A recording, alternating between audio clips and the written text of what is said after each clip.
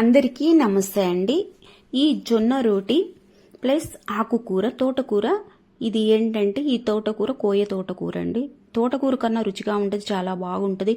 జొన్న రోటీలో కానీ, అన్నంలో కానీ, రైసులో కానీ చాలా చాలా రుచిగా ఉంటుంది, హెల్దీ కూడా. ఇలాగా మన జొన్న రొట్టె ఎలా చేసుకోవాలి, ఆకుకూర ఎలా చేసుకోవాలన్నది ఇప్పుడు మీకు చూపిస్తాను. చూడండి, ఇలాగా తోటకూరని ఇలాగా కట్ చేసుకుని సన్నగా మంచిగా కడుక్కోవాలండి. వాటర్ ఎక్కువ పోసి కడుక్కున్నామంటే నీట్గా కడుక్కుంటే బాగా వచ్చింది. చూడండి, మొదలుతో సహా ఉడికిపోయిద్దండి. ఈ తోటకూర కొయ్య తోటకూర ఎర్రగా ఉంటుంది. ఇది ఇలాగా తీసుకొని శుభ్రంగా కడుక్కొని పక్కన పెట్టేసుకున్నాము. కళాయి తీసుకొని ఇలాగ కుక్కరు 2 స్పూన్ల ఆయిల్ వేసుకొని జీలకర్ర కొంచెం నలిపి ఇలా వేసుకోవాలి. సన్నగా తరుక్కున్న పచ్చిమిర్చి, అలాగే సన్నగా తరుక్కున్న ఆనియన్స్, ఒక పెద్ద టమాటా సన్నగా తరుక్కున్నది వేసి కలిపేసి కచ్చపచ్చగా దంచుకున్న వెల్లుల్లి రేకలు ఒక 4 వేసి గ్యాస్ మీద పెట్టేసేద్దాం. కొంచెం జస్ట్ మగ్గనిచ్చామంటే అవసరం లేదు, ఏగని అవసరంలా మగ్గిపోతే చాలు. ఇలాగా కలుపుకున్న తర్వాత కాస్త సాల్ట్ వేసి కలిపేసి కొంచెం కరివేపాకు వేసామంటే ఆ ఫ్లేవర్ బాగుంటుంది, స్మెల్ బాగుంటుంది. ఇప్పుడే వేసేయాలండి. వేసి దీన్ని కూడా ఒక సెకండ్ అలా కలిపేసిన తర్వాత ఇలాగా కాస్త మగ్గిని ఇప్పుడు మనం కడుగు పెట్టుకున్న ఆకుకూరని వేసేసుకున్నాం. త్వరగా ఉడిగిపోయిద్దండి, చాలా రుచిగా కమ్మగా కూడా ఉంటుంది.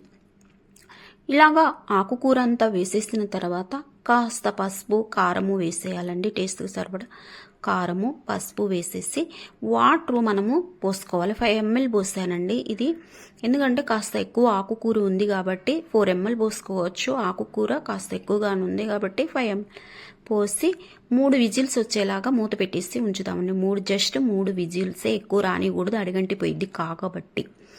అలాగా 3 విజిల్స్ వచ్చినాక ఇలా మూత తీసి చూసామంటే చక్కగా వాటర్ అంతా వినికిపోయి చక్కగా ఉడిగిపోయి ఉందండి.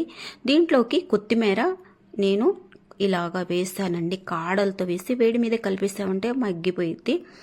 కాడలతో వేసామంటే ఫ్లేవర్ బాగుంటుంది, రుచి కూడా బాగుంటుంది. ఇలా వేసుకోండి. ఇలాగ వేసుకున్న తర్వాత జస్ట్ పప్పు గుత్తితో ఇలా అన్నామంటే చక్కగా మెదిగిపోయిద్దండి. ఇది రైసులోకి కానీ, రోటీలోకి కానీ, చపాతీలోకి కానీ చాలా చాలా బాగుంటుంది, రుచిగా ఉంటుంది, హెల్దీ. ఇప్పుడు జొన్న రోటీలు చేసుకున్నాం. ఈ జొన్న రోటీలోకి చాలా బాగుంటుంది. ఈ రోటీలు అన్నది ఇలాగా కళాయి పెట్టేసి 1 కప్పు వాటర్ తీసుకొని వేడెక్కనివ్వాలి. వేడెక్కిన తర్వాత ఏ కప్పు అయితే వాటర్ తీసుకున్నావో అదే కప్పుతో పిండి తీసుకోవాలండి. పిండి తీసుకోండి. పిండి తీసుకొని కలిపేసేయాలి. నేను గ్యాస్ ఆపేసాను. పిండి తీసుకొని ఆ వేడి మీదే కలిపేసేయాలి. ఇది లూజు కాదు, గట్టి కాదు, పర్ఫెక్ట్ సరిపోయింది. Perfect measurement. ఏ కప్ అయితే వాటరో అదే కప్పుతో పిండి.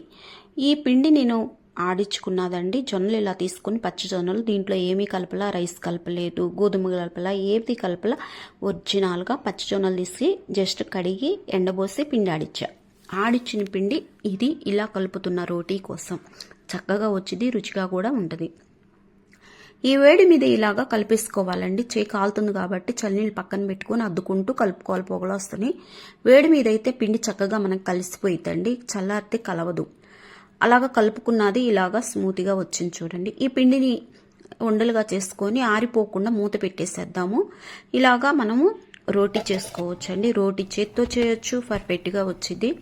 రోటీ చేత్తో చేయొచ్చు, కర్రతో చేయొచ్చు. నేను ఇప్పుడు ఇలాగా ఈ రోటీని చపాతీ కర్రతో రుద్దుతున్నానండి.